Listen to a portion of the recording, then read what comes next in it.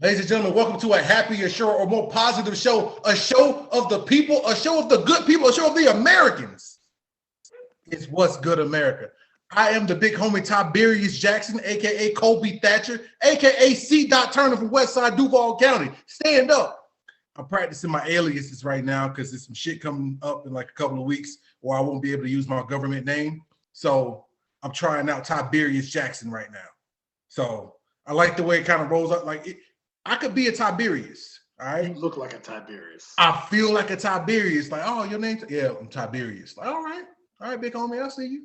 But anyway, it's What's Good America. I am one part of it. The other part of it is that handsome gentleman over to my side over there, Mr. West Coast, Mr. West Suburbs, Mr. Chi-Town, Mr. C. Put your C's up. That's all it is. Because I haven't said it in a while, Harold's chicken is overrated. No! Give me a minute. Give me a minute right now.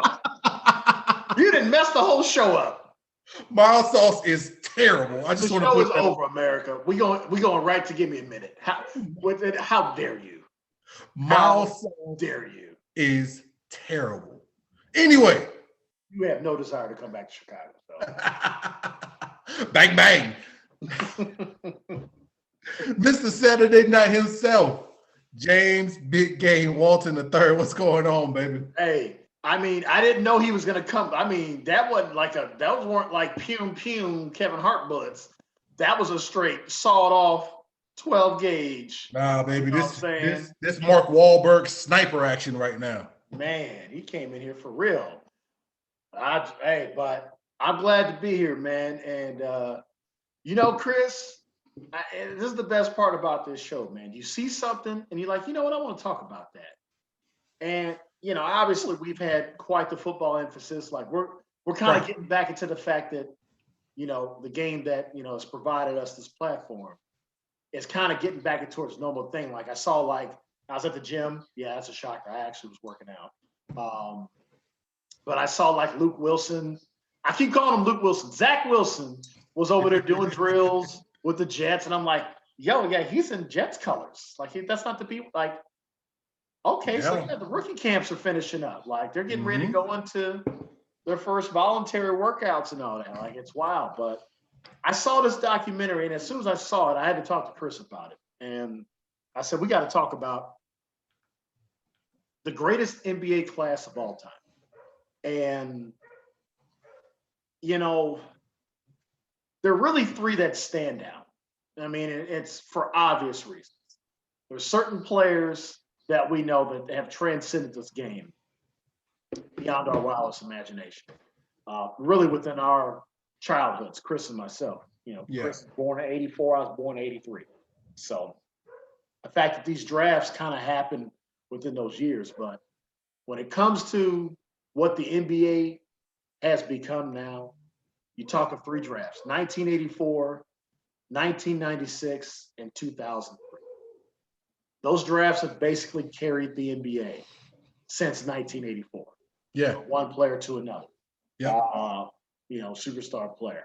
And I think this documentary that came out on NBA TV was phenomenally done. It was great to see a lot of those guys they were able to get a hold of and talk. Like that was great. But I want to put it on wax right now. And there's no argument to this, Chris. That is the greatest draft, not only in the NBA, but it's rivaling. When you talk about all-time, top to bottom, great drafts, that draft is tough, dude.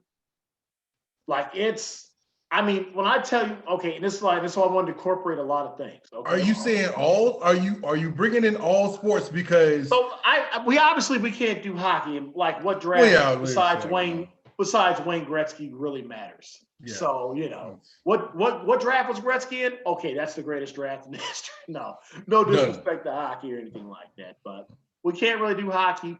Baseballs are kind of crazy because you really. Oh God, yeah, you don't really. You never really know. You can still go back to college and everything else. You get guys that are 20th round picks and they end up being Albert Pujols. I think Albert Pujols was like an 18th round pick. And the Yeah, guy you has 630 home runs. Like, so you can't, but the two sports when you can really look at it, just because of the, right, the grandioso events, obviously are the NFL and the NBA. I mean, right. they really kind of mirror each other. So when I talk about this 96 draft, we'll obviously break it down, and I was want to talk about other things. But when I want to put that draft on this level, when I say it's on the level of 83 in the NFL, it's on the level of 98, which is to me the other great draft.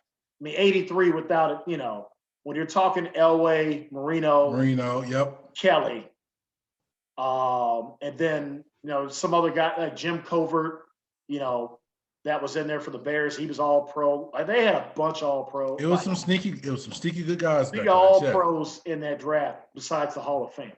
So that's why we talk 83. 98 goes without saying. Damn near that entire, the big names. Yeah.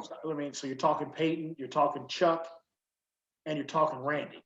Yeah. And all those guys obviously being first ballot and Revolutionized the game. Yeah. revolutionizing the game. Chuck more so being an extension of, taking the torch from Dion and Darryl Green and continuing it on for as many years as he did, and Rod Woodson, of course, too, who also gets left out. God, we could just do an underrated show, and just sports figures, just talk. But that's how I feel about this draft, Chris, because when you go and look at it, just go look at the first round. It is amazing what you see. I mean, what was your thoughts when you kind of said, okay, we're going to do this, and you got a chance to look at it? And I got a chance to look at it, and like what killed me about it is like there was a couple guys like I told, like I said, we don't do a terrible amount of research on it. I looked up a little bit on this. I didn't know Ben Wallace was in this draft. Yeah, because Benny Wallace will go down as a top 5 rebounder in the game, and he went undrafted in this draft. Like, you got guys. It's in the Hall of Fame now. You got guys like Chucky Atkins, who will be. A lot of people won't know who Chuck Atkins is, but he was a perennial. He was a perennial, like, go-to bucket getter. Like, and mind you, he was only like 5'11", but like he got buckets for a long time. Yeah, like you got your big names. You got AI. You got Cole and all that good stuff. Peja Stojakovic. See, those are the gems right there, because this, and I like that we're like the tweeners, but there are people now that don't understand Peja's influence. Obviously, he was a continuation of guys like Vlade, Detlef Schrempf. Detlef Schrempf, RIP to Drazen Petrovic, who's all-time assassin. Dino Raja, like a lot of these guys. But Peja was really kind of like, it started getting glamorous right around Peja in 96. Yeah. And he had the ugliest, prettiest shot. He was a bucket. It's gross, but he was a bucket. Walking bucket, man. So, you start looking at that, man. And, when you start talking about guys like Chucky Atkins, I love that those are the names you pulled out. You know what I mean? But here's how crazy this is. Can you think of another draft in sports in history where 2 MVPs were drafted in the middle of a first round? No. You had 2 MVPs. 2 guys went 3 of them. That's the quick answer. No.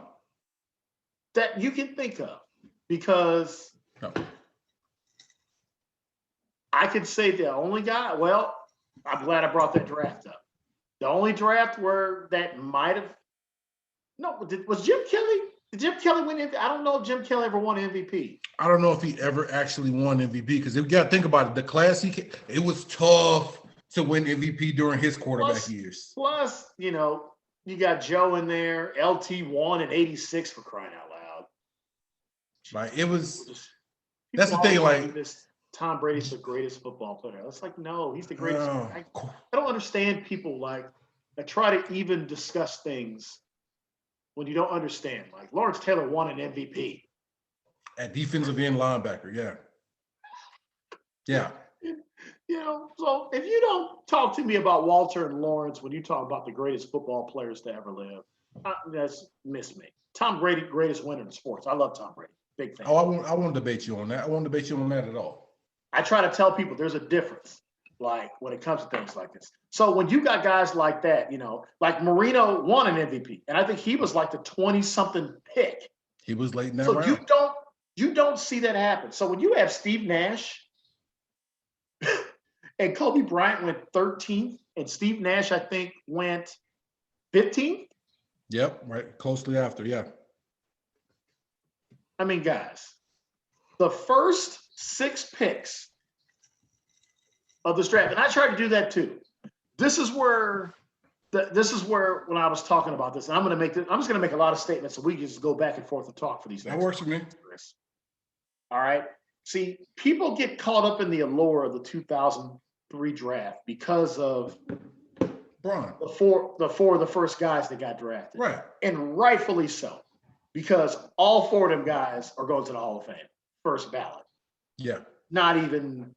It was never even a question for all of them at one point, before the Heatles happened. I mean, Carmelo was always on that pace because he was such a dominant scorer for all those years.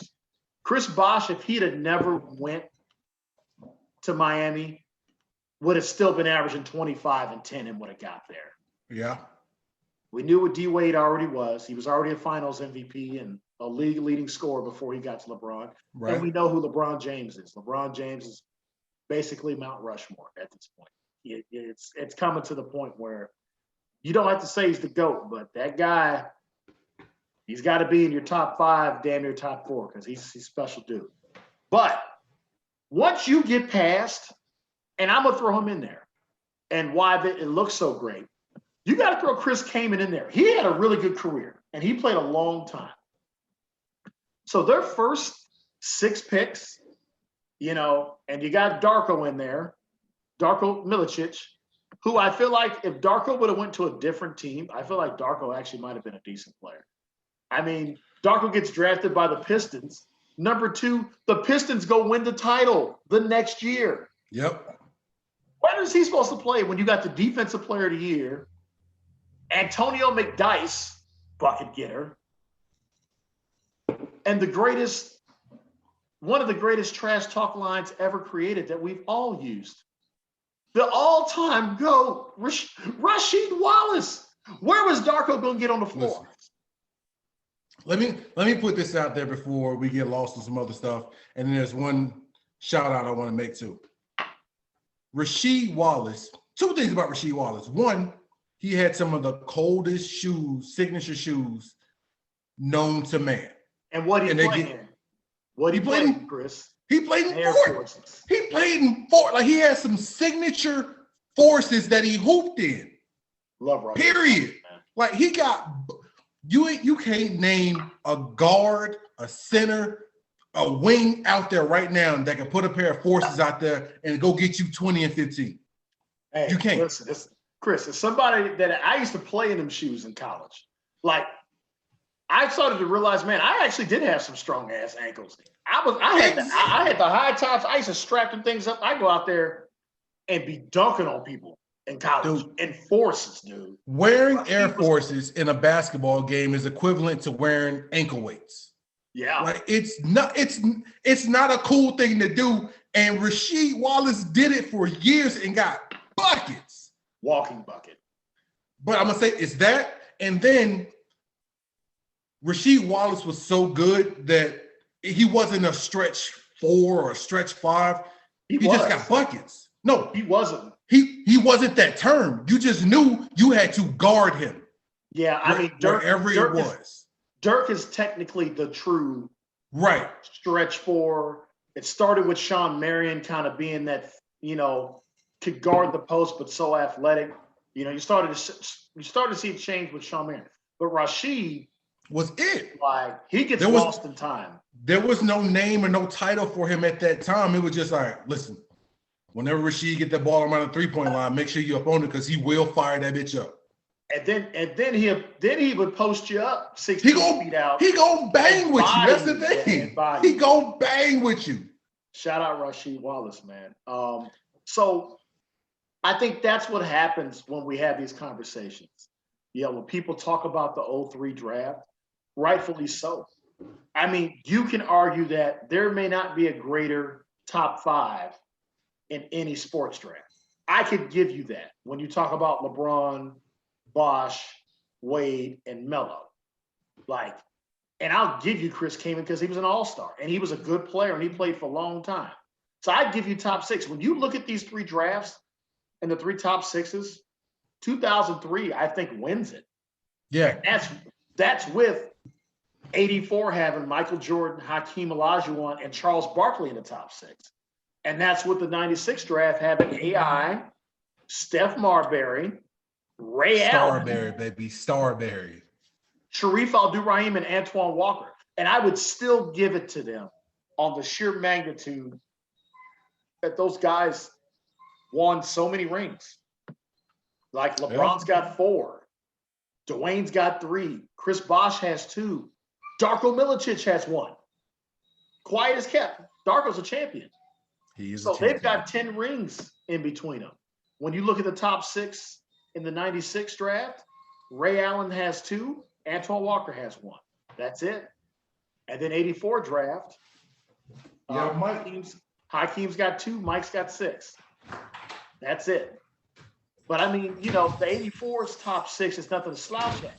Because, Sam Bowie, I mean, you just feel bad for the guy, but he played for a long time. That dude played on borrowed time for like 15 years and got money. Yeah. And when you talk about stretch fours, Sam Perkins. Yep. Gets lost in translation. And was as smooth as the other side of the pillow, as they say. Sam Perkins played in the NBA for like 19 years, bro. And got buckets. That dude was playing in the NBA. Me and he was in college. Like, he was finishing up. Matter of fact, let me get the official years on Sam Perkins. One of my favorite players. Big Smooth, too. That's what they call him. He was smooth, yeah. So let me Sam do this. Perkins. Yeah, he played from 1984 to 2001. And he appeared in 1, 2, 3 finals in his career. Go ahead, Chris. So I feel like the person who kind of gets left off in those, well, not really left off, but who gets not as much credit as they should get, but anybody from what's the politically correct term? A urban area. If you loved basketball at that time, the debate that you had, it wasn't about Kobe. It was like, who had the better crossover? Was it AI or was it Stephon Marbury? Because if you look at it, AI gets a lot of the publication and a lot of notoriety because he was in Philly, bigger market. He hit Jordan with that whoop wop and the whoop wham. But then he took his guys to the finals. You had Starberry, on the other hand, who was breaking cats off every night with ins and outs. He was the first person I ever saw to use like a true hesitation in the game and hit you with the hezzy and then come back and cross you over again. But where Starberry doesn't get as much credit as he's supposed to get is because of KG. Because that star of KG, that 6'11", 7-footer from high school and everything else, came in talking shit all the time, super aggressive, like had no problem getting in your face. Starberry didn't do that. Starberry just came to work. He got his buckets, and then like that was it. He had his funny haircut with the star and all that. He got buckets, and he was out. So Stephon Marbury gets looked over. Yeah, and Stephon Marbury and Kevin Garnett, it's amazing to me, like, to continually see the tales of our great 1-2 duos. And when it's time for that money, they can't put it together and understand what the bigger worth is. And I think it played such an advantage. Of course, I'm gonna always throw us in there, Chris. That's why I'm so proud of that 2019. And to me, it's still the greatest indoor team to ever live because everybody had an ego, and everybody, rightfully so, had earned that ego. Yep. Every player that played significant minutes in that season. But when it came time, all we all knew we had to do was win a championship, and we would all get our money. Yep. And I give Chris Dixon a lot of credit for that, in the sense of this. You know, you saw it with Penny and Shaq, Stephon and KG, and then the money comes involved, and whose team is it, and all that.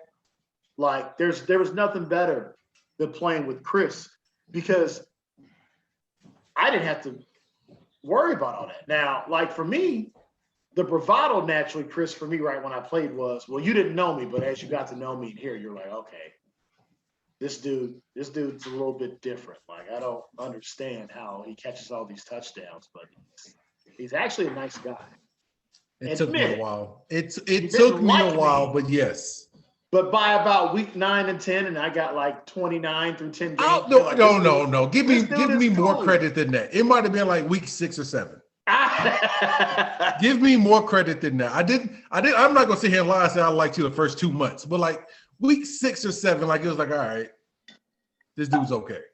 So to me, I never understood that when I watched. Like, I understand money more than anybody, right? Because I'm the most underpaid player in the history. As always, it comes back to your sports. damn money. As always. Right. That was a discounted 68 touchdowns. Oh my God. But I digress. It's not about it. What it's about is imagine what Stephon Marbury could have been. Yeah. If they just were like, hey, look, man, I just saw what happened with Shaq and Penny. Like, I don't want to do that. And for Penny always, and Shaq has admitted it, like that was Shaq. Like Shaq was like, that was me. I took that personal. It had nothing to do with Penny. It was how they were shitting on me. And I always never understood that perception to me, because at the end of the day, if you win championships, everybody wins. Look at Steve Kerr. How charmed of a life has Steve Kerr lived since he's been drafted in the NBA in 1989? That dude played from 1989 to 2003, won 5 championships. Yeah. 5. Yeah. Quiet as kept. He got 5 rings. Oh, no, I'm sorry. He has 5 playing rings. And then parlays that into a GM job, and then parlays it to being phenomenal. When he was on TNT, I loved when Steve Kerr was on TNT. He was good. He was dope. And then goes, well, I'm going to go coach now. And as the dynasty of dynasties. Thanks to Mark Jackson. Thank you for putting that out there. These are great ingredients. Watch what I do. All right, listen. I was coached by Phil, Popovich, and Mike D'Antoni, and I almost took Phoenix to the finals with the 96 draft pick MVP. Bottom line is, that's my thought about Stephon Marbury, because he went to other teams and he did the same thing. Yep. 20 and 9. He was a walking bucket. He was a great point guard, and he gets lost, man. But, you know, when you start looking at these names, Chris, like to get back in 96 draft, that's why it's the coldest. Marcus Camby does not get appreciated enough. Not at all. Not at all. At the same time, that's for a reason, though. It wasn't because he wasn't great, because he was. He really was. It's just like in comparison to everything else that was in that league at that time. And you could bring up Camby's stats because he put up numbers. But at the same time, if you go center for center in that league, he might be top 10. And like towards the back end of the top 10 at that. Yeah, I mean, I agree. You know, I just look at him, 4 all defensive teams, led the league in blocks 4 times. You know what I mean? Won a Defensive Player of the Year award. Yeah. Like he was never the guy that he's a guy that got buckets because he was 6'11" and athletic. Like you knew his game was built to run to the rim and block shots. But Chris, he played 17 years, dude. I'm not taking that away from him. All I'm saying is just in comparison. Like at that time, it was easy for a guard to come in and be a guard of guards and kind of stand out because the guards that came in that draft were different types of guards. Like you had Mike, who was long and stringy and could do a little bit of everything. But in that draft, you had the AIs and the Stephons who came in, weren't that tall, but they had no problem going into the land of the trees. So like they stood out in a different way. Camby being 6'11", now you're just another tall guy. Okay, you're not as big as Shaq, but you don't have the same moves that Olajuwon has. But you can't, like you're somewhat like Ewing, but not really like Ewing.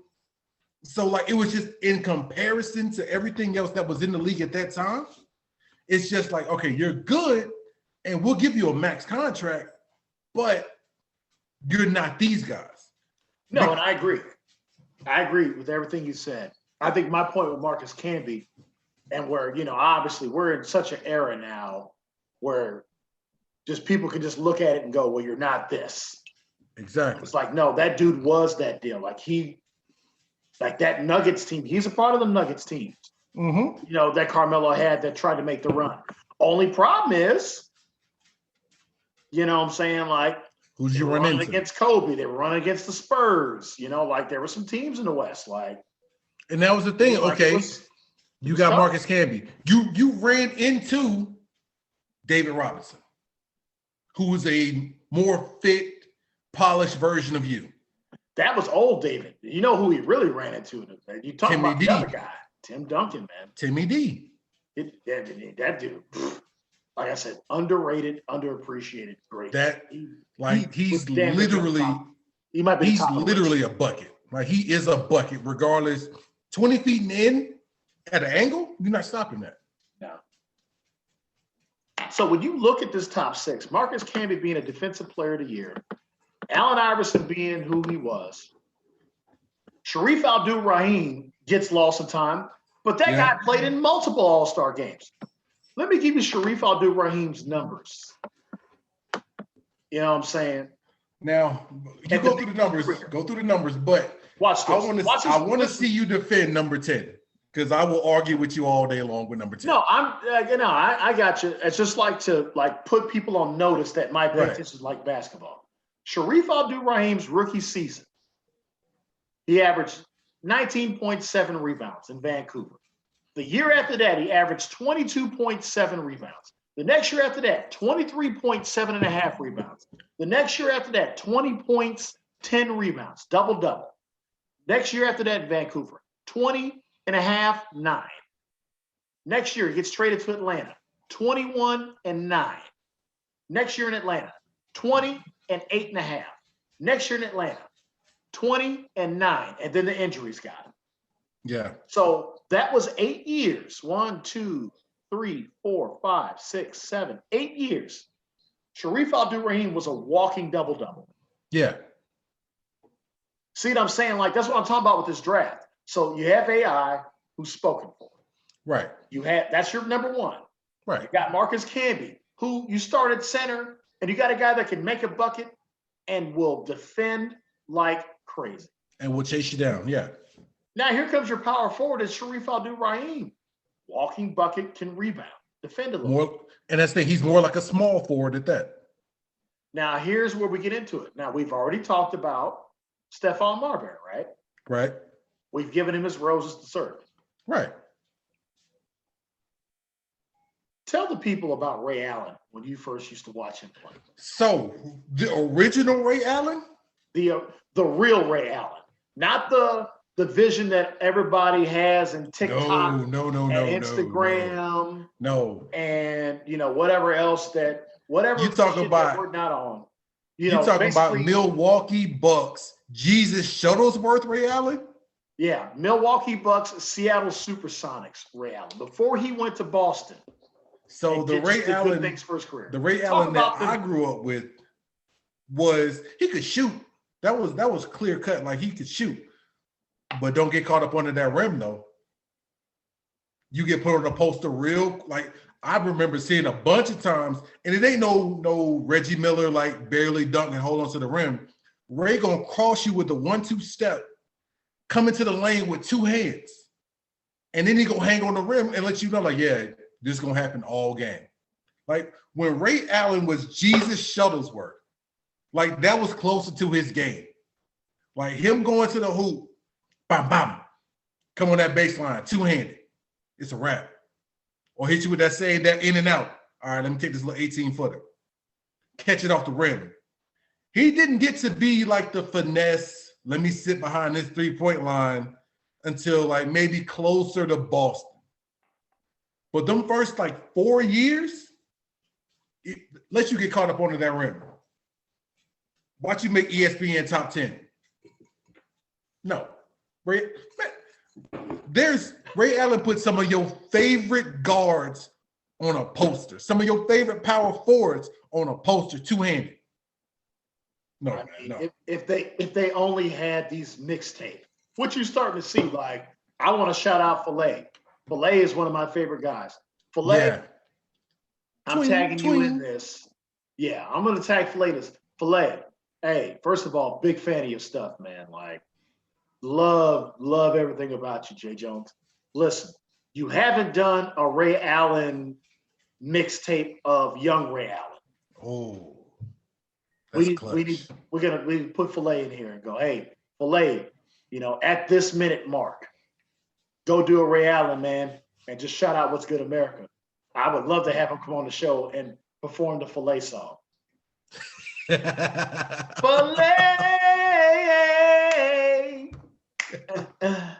Filet. Shout out, Mr. Jones. Shout out Filet. But like for real, Ray Allen was a problem. Exclamation mark. That's your fifth pick, right? And then this is what I'm saying. Like, I would still give it a 2003 when you're talking 1 to 6. Right. But then after Ray Allen, one of our finest, Chris, and I know you hate when I go there, but tell me your best memories of Antoine Walker in his prime and how good Antoine Walker was. Is that I hate that shit. Antoine Walker. Hey, that's it. Hey, that's all. Hey, that little shimmy, boy. So Antoine Walker, what I loved about his game is the fact that from his last year in college to the end of his career, Antoine Walker never looked in shape. That's what I was hoping. Listen, I was gonna let you do that because I was like, that's what I knew you'd always appreciate, even though you're always in shape. Hey. So it's not a knock, but it's like Antoine Walker never looked in shape, ever. But that might be the name of the show. It's just 96 buckets.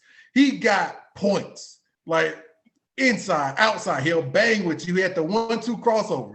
Like Antoine Walker, regardless of, like, he looked like a skinnier Oliver Miller. But Antoine Walker got buckets, like three-pointer. Didn't matter. 17 and in. He'll bang with you. He had like a little sky hook or whatever. He had a fadeaway.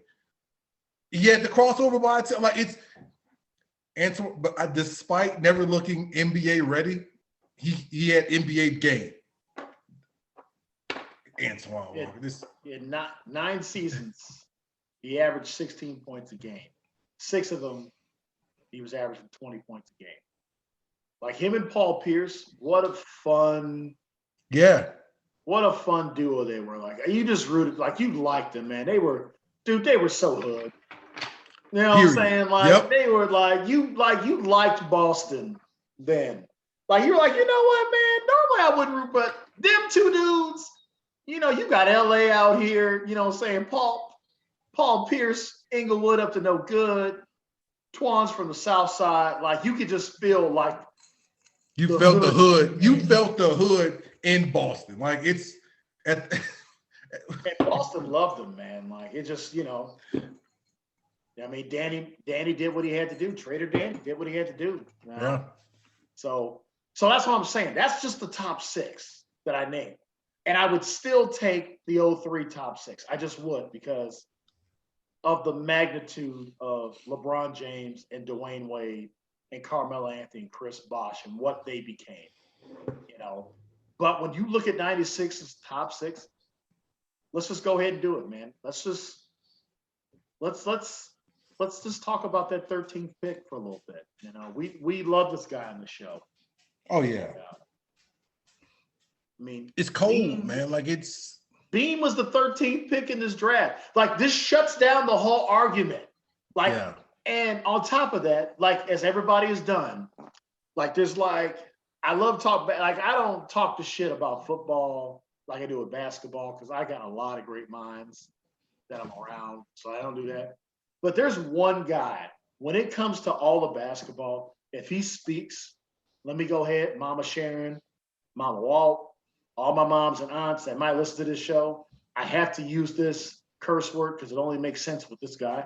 When Jerry West speaks, you need to shut the fuck up. That's all there is to it. Jerry West is the guy that at a press conference was told by Dr. Jerry Buss that he and Pat Riley would be coaching the Lakers together. And Jerry West informed him at same press conference, no, Pat Riley is going to be the coach. I am going to do this. And I'm going to help Pat Riley get players in here. And then we're going to, build the Showtime Lakers. That's who Jerry West is. Jerry West is the guy that said, Shaq, I don't care what it takes. I will get you as close to the number you want. You're coming to LA. And he was gone. Jerry West made the Memphis Grizzlies a winning organization. He built the Golden State team that you kind of see right now. Remember when the Clippers were like starting to figure it out? Yep. Jerry West. Jerry West. Remember when the Warriors basically were starting to win titles? Jerry West. So when Jerry West speaks on basketball, as Bernie Mac used to say, you should do what was called, you should shut the fuck up. So that's how I feel about B. Like, it's like I remember being 13 years old and, and this is 96. Like, let's also reminisce a little bit about 96 and what type of year this was in America. This was a dope ass year. It has its ups and downs in 96. But there were a lot of ups. There were some downs. We lost. It was a few fucking downs. We lost Pac. Like, that's a down. Atlanta got bombed during the Olympics. That's a down. And we're not laughing at it, but it's like, it was rough. Like the aftermath of the OJ trial was still happening. Like it was rough. It was some ups and downs. But the Bulls went 72-10 and won a title. Michael Johnson in the 200 and 400. Fastest man on the planet. Messed up all our running styles. We was all trying to run like Michael Johnson. Because it looked good. I mean, it looked good. Hey, I swear to you, if I can ever get my hands on any of my junior tape, just so you could like watch me throw my back, like running 4.8 but pulling away, you would laugh so hard. Like, look at you trying to push it back like you Michael Johnson. You can't even run. You'd have been like, man, you were so slow. That's how it looked. I thought I was moving this fast, Chris, but it was more like, what else happened? You know what I'm saying? We had I think Carl Lewis won another medal. Gail Devers won the 100. Dan O'Brien was the greatest athlete in the world. Mr. Everything, yep. It's a good year. I think, but the Cowboys were on top of everything. Yep. Deion was unstoppable. The Braves won the World Series. Like there was a lot of good stuff happening. 96 was a dope ass year. I mean, I was 13, you know what I'm saying? Had the ear pierced, but I had to take it out because my dad was like, yeah, I ain't rocking with that. Like, take that out. But, of course I re-pierced it. So that's 96. I mean, just in a nutshell. I mean, Andre Agassi was dope. I mean, like, we had it was a good year. That might have been sports wise, really good year, man. Sports wise, that may have been one of the greatest years in sports, honestly, because there were stars, like big stars in everything. In all sorts of sports, bro. Because you had Agassi and Sampras, like you had rivalries in everything. Yeah. Like the Braves had the best pitching staff in history. Like the Bulls were the Bulls at that time. It is what it is. Yeah. Like football was at an all-time high. Ken Griffey Jr. Frank Yeah, Thomas, Barry Bonds. This is like literally right before Balco. Like it was sports. Football was competitive. Yeah. Like it was a good era. Hockey was actually, like I think the Avalanche had just won one, but like Detroit was good. Chicago was okay. You still had Gretzky at that time? Grant Hill. It was a good time in sports. It was a good time in sports, yeah. Grant Hill and Jerry Stackhouse had you wearing Fila. It was a good time in sports. I had Filas because of Grant Hill. Yeah. Don't you like how can we like this has nothing to do with what we're talking about. We'll get to the nuts and bolts of the one thing I wanted to ask Chris about this 96 draft, because I think he's in agreement with me. And I think obviously we can talk forever. But shit, I talked so much I forgot what I was going. It was about them Filas. Damn. Oh yeah, here it is. Doesn't it just make you laugh how much Filas and Champion brand shit is now in this era? Can we talk about Champion like for just 2 minutes? I will answer your question. I will answer your question with the question. Especially Champion. But yeah, I'll answer your question with the question. So, do you remember when you could go in a Foot Locker and essentially get Filas and Champion, like buy one, get one free or buy one, get one half off? Yes. Because if you came back to your set in some Filas and they weren't like the Grant Hill exclusive, or you came back in some Champion anything. Like anything. You had your NBA jersey, and if it didn't have that Nike swoosh on it, if it wasn't the swingman, you had that C, you was getting laughed all through middle school. All day long. It doesn't matter. Let me tell you something. There's nothing like black folks. I love my people all day, every day. I rocks with them. But I tell you what, we know how to cut at each other, boy. Man, look here. I used to get in fights about, did you just buy me this Jordan jersey and it got a Champion logo? Mom, I love Nike. Why? I need the Nike. You can't, they're gonna roast the shit out of me, Mom. You can't do this to me, Mom. I was like, Mama, no. So the fact that Champion's like $99.99, I'm upset at this generation. Like, how dare you? If you what's the sad part about it? You can still buy the cheap Champion at Walmart. I don't get it. Like, make it make sense, because you can still go to Walmart and get the Champion for like $7.99. But if you buy it from Foot Locker or Champs or whatever, it's $80. Hey, you know what I'm starting to notice, man?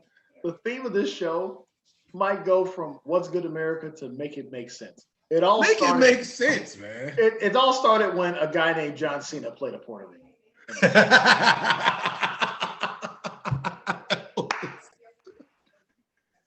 Dude, it's Cena's fault, dude, because we went from you can't see me to, hey, bienvenidos, mi amigo. Like, it's come on, man. And John Cena's Spanish is pure. Dude, John Cena speaking Spanish, speaking Puerto Rican, is the equivalent of John Wayne speaking Puerto Rican. Like, it won't sound good. Hola, mi amigo. Me llamo es John Cena. Like, no, man.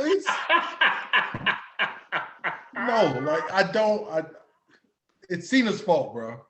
You can't tell me it wasn't no China flu. It wasn't no damn bats or monkeys in Asia, nothing. It was John Cena's damn fault. Did you not say China flu on our show? Can you retract that immediately? I'm sorry. It's as inappropriate as it is. That shit's funny. Like he said a lot of dumb things during his presidency. That was the funniest thing he ever said. I'm not jumping on that. But The opinions, the opinions of the coronavirus and saying things are funny like China flu are the opinions of Chris Turner by himself. They do not reflect what's good America. Are you kidding me right now? It is Asian American appreciation. You over here talking about China. What is wrong with you? Speaking of, fuck it. Apologize right now. Since I'm gonna get canceled anyway. No. Let me go ahead. Let me fully go ahead and get canceled. Can we make some money first before we get canceled? Can you apologize for apologize now? I do apologize for calling it the China flu. That's not the name of it. The past president said it. I thought it was funny. I get how it's inappropriate. Now, since I'm apologizing for things, allow me to forefront this with an apology right now. I do apologize for the question that I'm about to ask right now. So how in the hell do Chinese people and Asian people get a full month and black folks been around since day one and we get 28 days? Well, that's fair. I mean, I'm not going to say that you can't argue that. That's good. I have nothing against Asian people, Chinese people, people of Oriental descent, I believe is the correct term to use. There you go. I got nothing against it at all. Like I love pretty much everybody. ELE, that's the theme of this show. For real, ELE. Everybody love everybody. I just find it a little fucked up that we get 28 days. I don't know. Well, you know, Chris, this show is Black History every day. So, which I gotta wait till you see your wedding gift. Oh my God! Shit. Listen. Let me pose this last little bit about this. Because I think obviously, I love the way this one actually. I felt like it was Joe Rogan-esque. You know what I'm saying? I felt good about it. This is the question I wanted to ask when it came to all this. So obviously we saw what these two guys became. The 96 draft is about, when it all said and done, about two guys. And rightfully so. Because of how his peers revered him. They all knew. Right. And when you watch the video, it's great. Like they all knew how good Allen Iverson was. Like it was a no. Right. How good Allen Iverson was. And Allen Iverson, it's not even lived up to it. When you talk about #1 picks all time across all sports, I'm going to tell you the class Allen Iverson is in. Okay. And this is the truth. And you can at me and you can fight Chris.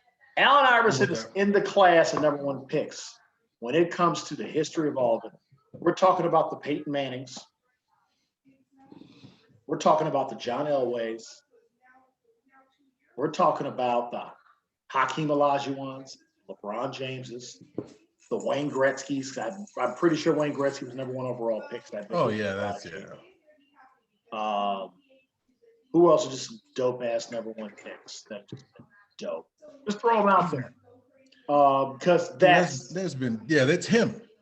That's him. Allen Iverson, when you say you are the #1 pick, you are expected to deliver and bring relevancy and save us. And if we get a championship out of it, even better. Allen Iverson over-delivered. He over-delivered. Yeah. One of the greatest #1 picks.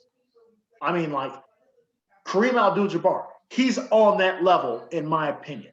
That's how significant Allen Iverson is to the world of sports. I had cornrows. Who made cornrows like, yo, you got to get on this? Yeah. So it goes, if a lot of it is what he did on the court because he played every night he could. And he, like, you know, you see it in guys, like you see it in Russell Westbrook. Russell Westbrook is the evolution of Allen Iverson. Hold on. That's a great point, and I want to take it back a little further. That's an amazing point because I was about to say something, and you brought it to pretty much to now. Let me take it back to the past. AI and Russell Westbrook are roughly the same player. Now, what AI is just that modern version of Isaiah Thomas. Just you should not be out here. You're not tall enough. You're not strong enough. You don't have the body frame to really do with all these bumps and bruises. But how in the hell are you making this happen every night? And he was the number 2 overall. Quiet as kept, Isaiah Thomas. That's how good Isaiah Thomas was as a 6-foot guard. And Isaiah is, I mean, I can see Chris like dropping a story on me like, oh yeah, I hung out with Isaiah one time. You know what I'm saying? Like, because then if I met Isaiah, like, here's the thing about me, like, there's the kid part of me that obviously is like, I gotcha. But Isaiah means so much more to the city. I get how he gets booed. Like, that's easy. A lot of that shit is for TV. Right. Isaiah Thomas means so much to the fabric of Chicago basketball. He's one of the godfathers of why we became a factory. Yeah. Isaiah. Yeah. It really started with him becoming a superstar, because then here came Mark McGuire and Terry Cummings and all these guys that became all-stars that he played with. And then Jordan being drafted to Chicago just blew it out. Like blew it out of the water. You know, so I mean, they're all tied together forever. And this is the one thing I will say, you know, obviously to get to my question. We knew what Bean became. There's no word. I was watching Bean. I was watching the special, Chris, and I kind of looked at Cal and I was like, yeah, obviously, emotions are in a crazy place. Like just this, like getting ready to go handle this stuff this weekend. And don't worry, we're still gonna do shows, because that's just me. The show must go on. But it's like I'm crying because like anytime you watch stuff about Kobe, it just still hits you a certain way. Because it's real. Like he was the heir apparent. Like it was it. We watched him rise and we watched him fall. And it's like I've always said about them. You don't have to necessarily like the guy. And maybe I should just save this for my kid in a minute. I don't know. But now I'm going to get it out because I think I had something in a minute. But I'm going to let our viewers know. And Chris brought it up about the 28 days and all that. Like, you got to understand something. You can do some bad shit and everything like that. It's okay. But the one thing that gets revered in culture that it always has been in America is the ability to rebirth yourself and get back to where you were. That's why I respect, like, you know, I remember, and you'll meet him at the wedding. I love it's my best friend. I remember I sent him something about Tiger on Zyre Golf, and my best friend, he was like, yeah, I don't really mess with him anymore like that. I was like, hey, don't worry about it. I won't. I'll keep that content away from you. I respect that you have stuff that.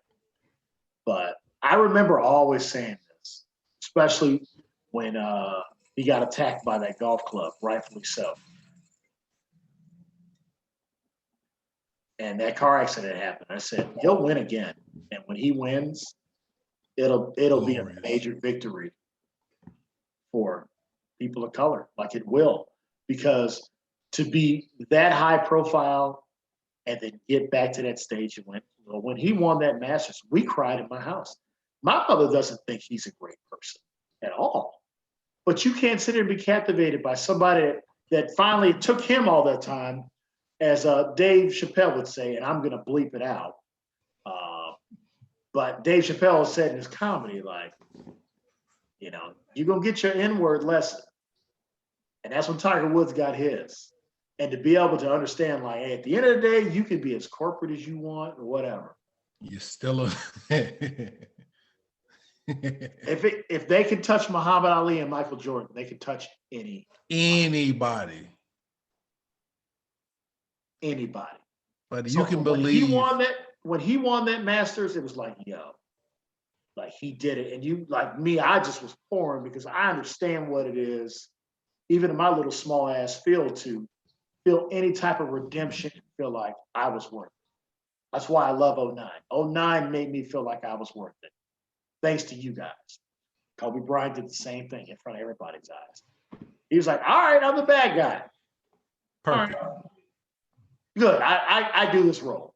And by the time 2009, 2010 came, now he's revered, and I think it's obviously I always think about the family, because I respected what they said when he passed. It's like, well, sad to see him go, but we don't forget what happened, whatever it is or whatever. Like, and I understand that. Like, we're in the midst of that right now. Yeah. So basically, the question is, long story, just to pay tribute to these two guys that mean the world, not only to Black culture, but culture in general. It's not just a Black thing on the show, and I promise you that. But if you had the number one pick, knowing what you know, do you still draft Allen Iverson or do you take Bean Bryant? Now you got to remember, this is Philadelphia. What do you do? This is why I'm sorry it took me 50 minutes to get here, but I think this is the true apex of this question. And that's what I think is so dope about this draft. You can't do it in 84 because even when you look at 84, right? Michael Jordan is Michael Jordan. Right. But Hakeem Olajuwon is Hakeem Olajuwon. Like, they're the same player at different heights. Correct. So you can obviously it's like, well, duh, I'd take Michael first, but there's a legit argument because of how good he was where you're like, we didn't make a mistake. He got us 2 titles. And his argument, so that's what I'm saying. I get what you're saying. And I'm saying like you can, hold on. And I want to set this up for you. Go ahead. Go. So it's like, you can somewhat argue Michael and Hakeem switching. Right. 2003, you can't do it. No. It's not even close. No. He was told he was going to be generational. He believed the chosen one, yeah. And he's lived up to it. Beyond, and he's done beyond. 96 is an interesting situation. What do you do? If it's you, you're Philadelphia. If I'm the GM, I'm Philadelphia. It's simple for me. And I'm not even gonna say knowing what I know now. Like, even at that time, I would have picked Kobe. You're taking your own kid, essentially. Like, and just speaking as a businessman first, why am I not gonna take this kid who made the jump, who's showing promise, who at that time was supposed to be the heir apparent to the great one, the heir apparent to the great one? I'm going to take Kobe Bean Bryant. Like, he comes from, and that's the thing about it. Like, if you're going to compare it as a businessman, I'm not even talking about basketball yet, to compare it as a businessman. Kobe Bryant, dad is an international superstar, comes from a good family. The kid speaks 5 languages at that time. I think he speaks like 12 when he passed, but he spoke 5 languages. He's cultured. At that time, he spoke at least 2. Like, he was fluent. Exactly. I think Italian and English. I think Spanish he picked up as he got older, and then obviously the other European tongues. And that's what I'm saying. No, you're fine. That's what I'm saying. Like, with basketball trying to grow and expand, and the dream team and all this other stuff, you get this kid who speaks these languages, clean-cut kid from Philadelphia. I got the number 1 pick.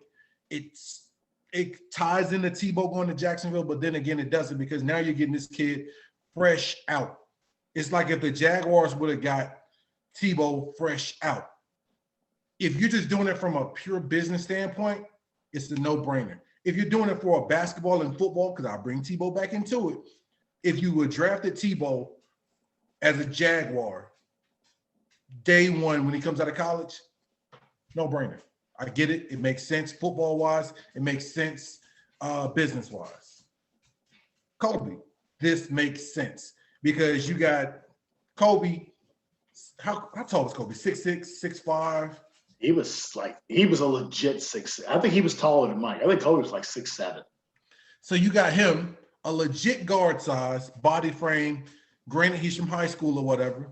And then you got AI, cornrows from at that time, because Georgetown University was. Well, he didn't have cornrows yet. Oh, he had the low. I'm sorry, he had the low Caesar AI at that time. The low he was rocking fade and Caesar. Like, his wave game was on point. Shout So out. he had the low fade, a couple tattoos, and had already been into a couple of incidents as it was already.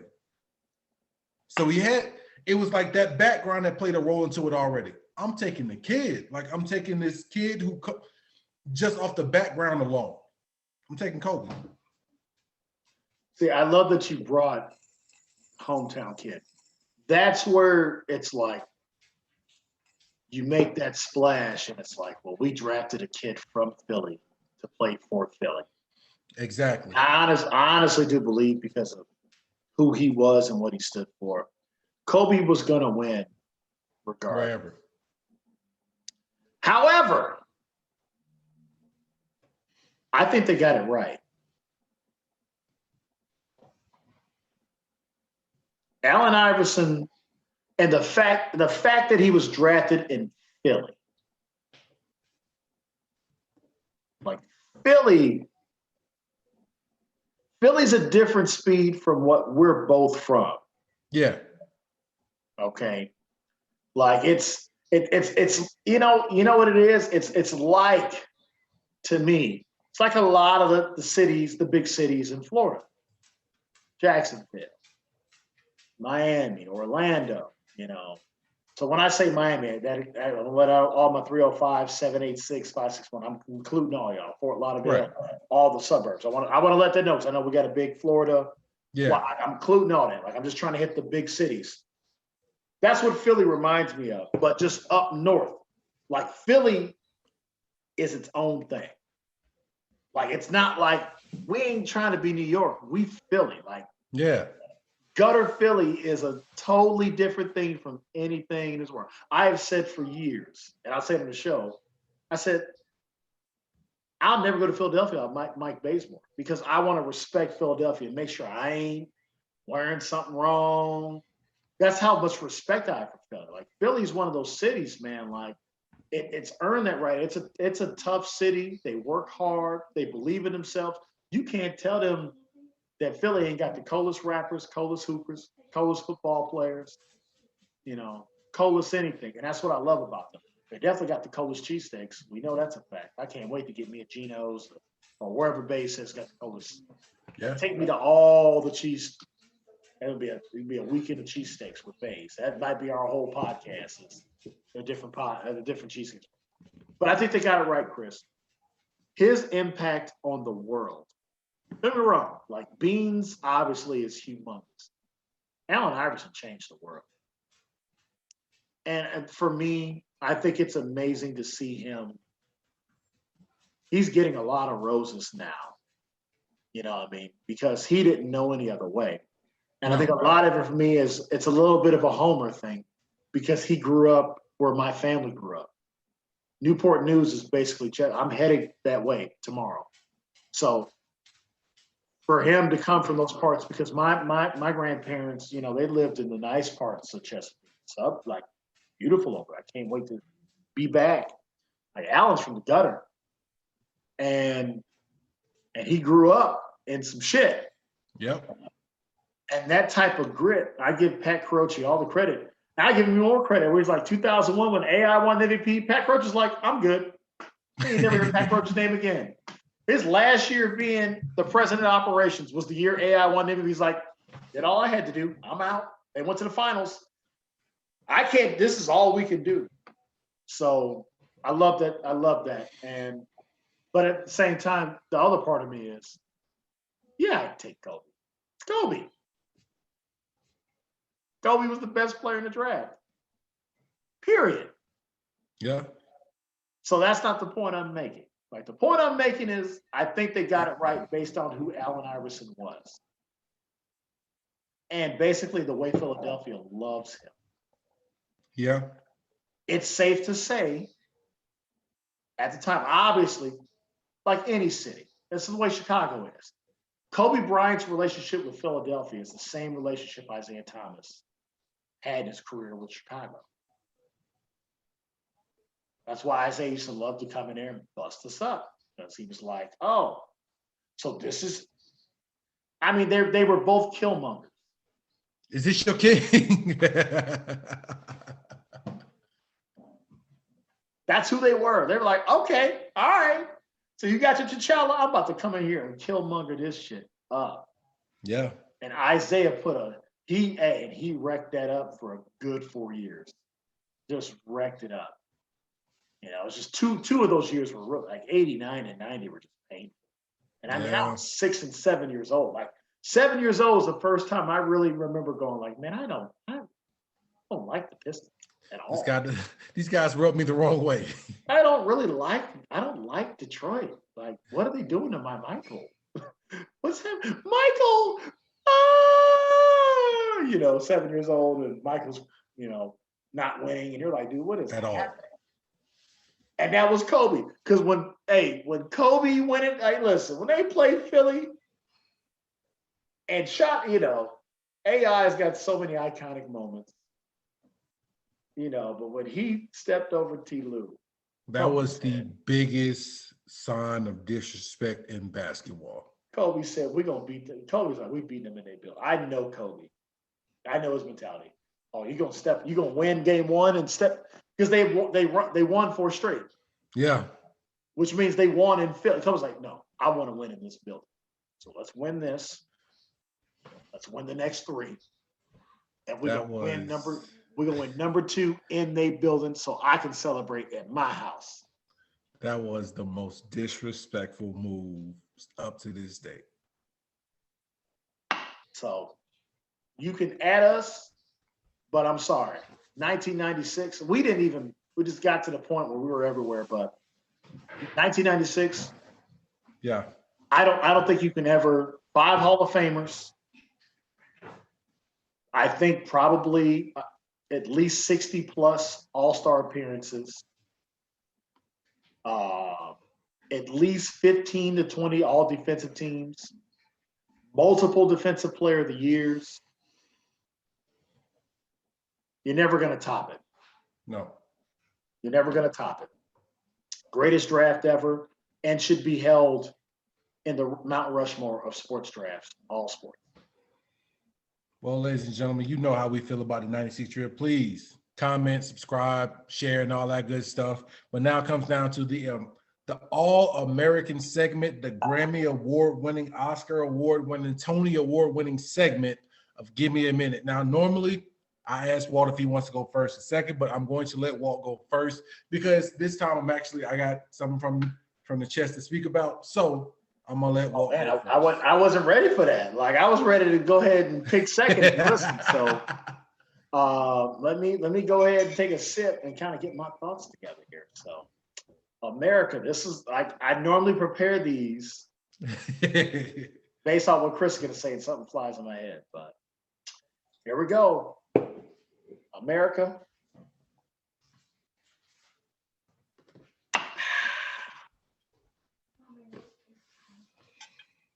Give me a minute. So obviously, this portion of Give Me a Minute is brought to you by our unofficial sponsor, Screwball and Watermelon White Club. Tags coming later. This is what it comes down to, CT. I love a lot of things that happen in my life. I don't love that I have to bury my grandmother, but the gems that I do get throughout, I'm going to go ahead and put this on wax now. I was in a text message with my college teammates, one of my 5 or 6 streams. Like, I'm so glad, like, everything's happening at his wedding. Like, I got just streams of, like, guys I all love. Like, I don't think they're ever going to end after his wedding and forever. But I'm in my big stream of all of us college guys that stay in touch quite a bit. And I tried to make it be known very simply what's going to happen this year. So I'm going to put it on wax May 13th, 2021. Patrick Mahomes will be the MVP of the NFL. And I need those that are my teammates that do listen to this show to understand why. There's something to being one of the greatest of the greatest at what you do, and then getting knocked off that pedestal. I am not going to take a shot at anybody I played with or anything like that, because that's not the point of it. But the point is, I know the mentality of being the best, because at one point in different times, I was the best, whether it was ranked or it was thought of or mentality. Patrick Mahomes is pissed off that he got embarrassed in the Super Bowl. They were embarrassed. And the fact that that entire team is coming back, this is our next generation of the guy that has it. Like, he has it. So I was shown a list when I said, well, Patrick Mahomes is going to win MVP. I'm like, no, absolutely not. And I'll point him out, Chris, because he'll be around us in a couple of weeks and throughout all this. I'll tell you instead. But his list was very simply, nope. He led with Josh Allen, who I love. No. Then it was Aaron Rodgers, who Aaron Rodgers didn't even know where the hell he's playing. That's true. Can't win MVP when you hold out unless your name's Emmitt Smith. Only guy I ever seen do that. Then who else did he have in there? He had can't even think. But I saw Russ's name come up. Don't get me started on believing Russ can actually win it. Dangerous. And I love Russ, but it's just not the stars. He's like Drew Brees. You're gonna be a first ballot Hall of Famer. You're never gonna win MVP. Because that shit is hard. Like, hey, take it from somebody who knows. It is hard from beginning to end to win an MVP. It's hard, even when you're the best player in the league. Now, his O-line, Chris, that's why. Yeah. The only other guy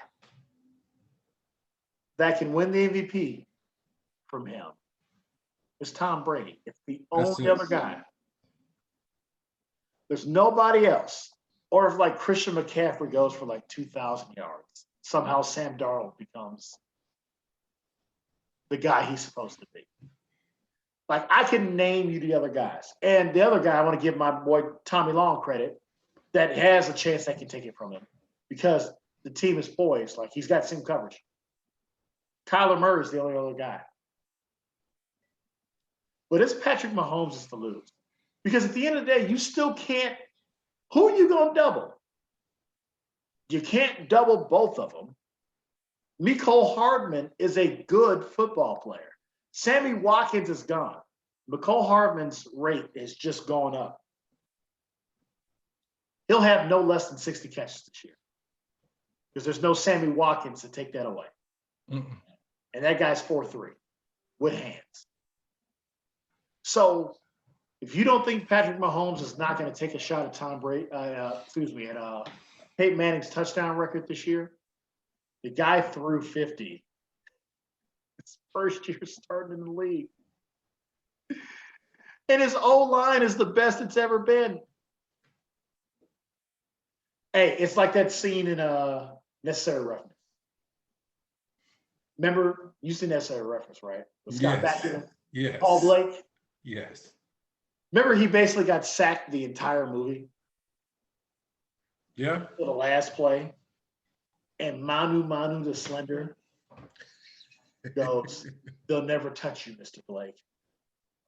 Dum dum dum dum dum. 90s music. That's Patrick Mahomes' O-line right now. Like right now, Chris Long is a reserve O-lineman in Kansas City. Can we really talk about that? 4-time Pro Bowler. With Howie Long's genetics running through him. Yep. Is trying to earn a starting spot. After a year off and like his body feels great. And Kansas City weather is way better than Chicago weather. They got a little bit of humidity. Like they be having some weird ass like, oh, it didn't even snow here all winter.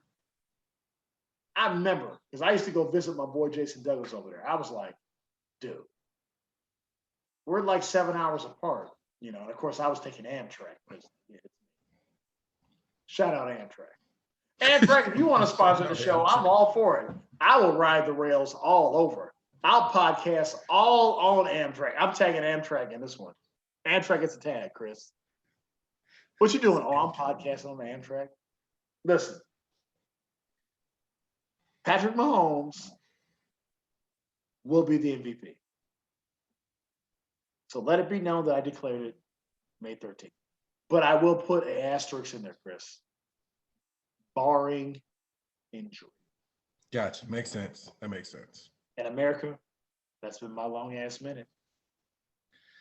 All right, America. I am properly overserved, so I'm gonna try not to get emotional on this one. Goodness, I'm already nervous now because you know this show has been very emotional the last month. So I would try. Between the both of us, it's been tough. It's been tough. What? Okay, let me shut the fuck up. Sorry, that's too. So I had my sip.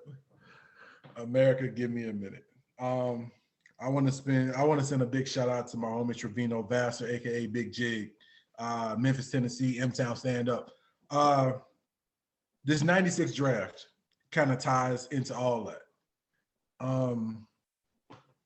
I was in Mississippi, Southern Tennessee during this time, and met with Jig and like was in JUCO or whatever, just trying to wait my time so I could go into Alabama and everything. Met some wonderful people and everything else. I met this cat named Trevino Vassar. Trevino Vassar is first cousins to Lorenzen Wright. Lorenzen Wright. Oh, wow. Yeah. And Jig wasn't the type to throw his cousin's name around to get clout or fame or anything else. It's like, oh, yeah, that's my cousin. Like, we're cool or whatever. We talk, whatever. Whoop, whoop. Like, he didn't use his name for clout. Yeah. No big deal. Whatever. That's your cousin. I don't care. Whatever. They're all from Memphis. Like, they're like whatever you think a Southern family's supposed to be, that was the Vassars and the Wrights. Like, I don't give a damn if you got 10 million or $10. You still whatever your kid name was when you were a kid. That's how we got stuck with the name Jig. Anyway, we had to go to the mall to go get something because we were going to this place called the Ebony and Lace. Don't at me. But we were going to a place called the Ebony and Lace.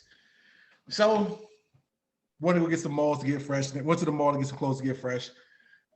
He was like, yo, y'all want to stop by my cousin's house? He in town. I want to go check him. I'm like, cool. I had a PT Cruiser at the time. Yes, I had a PT Cruiser. Hey, you shut up. I knew it was coming. Hey, yo. I know this hard, Phil. I'm sorry. I swear to God, next time I'm in Billings, I'm renting a PT Cruiser. So you send that bitch and take a picture. Okay, go on. I had a PT Cruiser. Jig had a PT Cruiser. Like his was like marble blue. Mine was cherry red. He had feet on his. I was stock or whatever. Anyway, we pull up to his cousin's neighborhood, gated community. Like it was a big gate around this huge mansion that he lived in, and I want to say in East Memphis somewhere. Pull up, there's Rolls Royces and Rover trucks and everything else, and like he's just outside on this Walmart bought ass rim, working on his game. Boom, just knocking him down. Come in, I'm like, man, that's okay. He got money. I don't know why the hell he got this cheap ass rim. Whatever. Like, yo, hey, we just come to chill for a second before we go to the Lace tonight. Oh man, yeah, that's cool, man. Y'all go inside, whatever. Go inside, chilling, having a good time, and like sitting on what had to be a $10,000 couch, because like easily, because it's one of those couches that's built for somebody huge. Because like I sat back and my feet weren't touching the ground, so like it's one of those couches. Like were you doing the Kevin Hart swing the feet? Yeah, like swinging my feet a little bit like that. I've never been like too small for a couch. He comes inside and like shows nothing but love. Like, yo, y'all need something to eat, man. Y'all need something to drink. Like, I can throw something on the grill. I can go cook something. And like the whole time I'm thinking, I'm like, dude, you just signed like a max deal for you. Like, why are you now? Where's the maid? Where's the servants? Like, where is this? Where's that? And like, he's just super hospitable and like, yo, like I can go get this, I can go get that. Man, whatever y'all need, man. Like, Jig told me all about y'all. Y'all cool. Like, it's whatever. Like, we ended up staying over to like 3-4 hours, and like at no time did I feel like we were wasting his time. And no, matter of fact, there was at no time that I felt like we were hanging around a superstar, because he at that time showed me the type of professional that I wanted to be.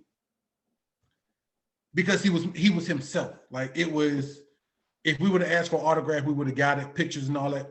But it was to the point where he was so cool that we forgot he was an NBA superstar. And showed nothing but love, like shook hands and everything at the end. Like, yo, y'all be safe. Like, I'm gonna come see y'all down at school or whatever. Make sure y'all doing y'all thing. Well, I heard a lot about y'all. Love y'all. Y'all be good, bro. Left. Saw him a couple more times and still was mad cool and everything.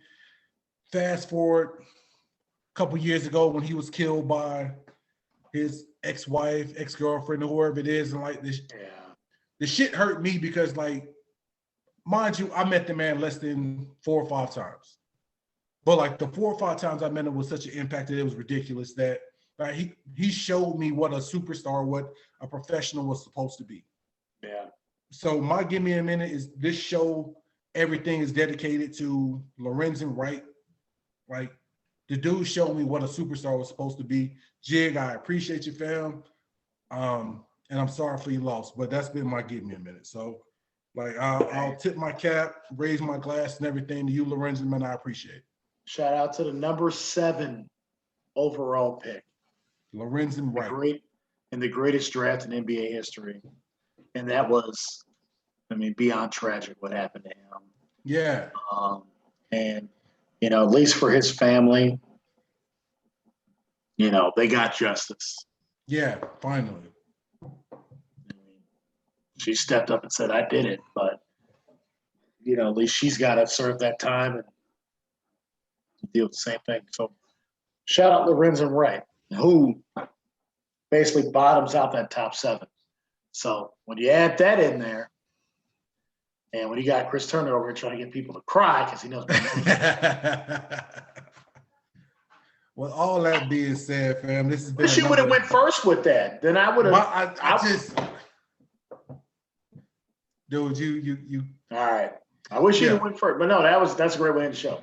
But I'm gonna do this right here, and I'm gonna find a way to, because that's so dope. Now I'm on a mission. Anyone that watches this show and can get a hold of Peter Warrick,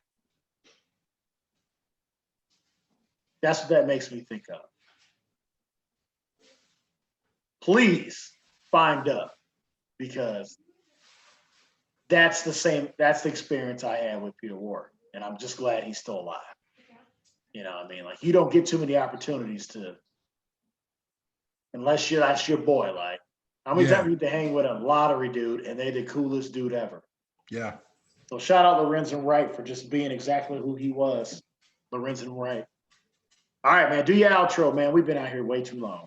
Oh, yeah. It's might have to chop this one up a little bit. And we over here approaching Joe Rogan time. So with all that being said, this has been another fantastic episode of What's Good America. Be on the lookout on Spotify, because we own that. YouTube, because we own that. Instagram, because we own that. Anchor, because we own that. Facebook, because we own that. No matter what it is, it's still What's Good America. But that's the question that we're going to ask you tonight. It's the same question we ask you every day. And that question is, Walt, what's good, America? What's good, America?